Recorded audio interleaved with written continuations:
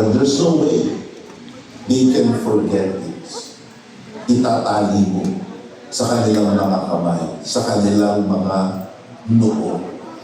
Kailangan na ang ating mga bata ay alam nila na kahit sila nag-iisa, ang paraan ng pagpapalaki ng kanilang tinanggap sa'yo. In verse 9, it says there, write them on the door frames of your houses, on your gates. That means, make it visible. Make it visible.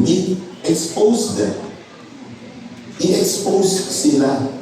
Ipamala sa kanila ang mga mahalagang katuruan ng apostol, ang mga halimbawa ng apostol. Ipakita, ipamalas, ikwento sa kanila, isalaysay sa kanila.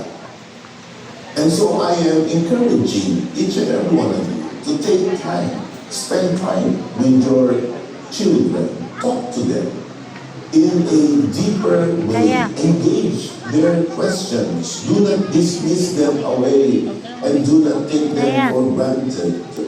Be courageous enough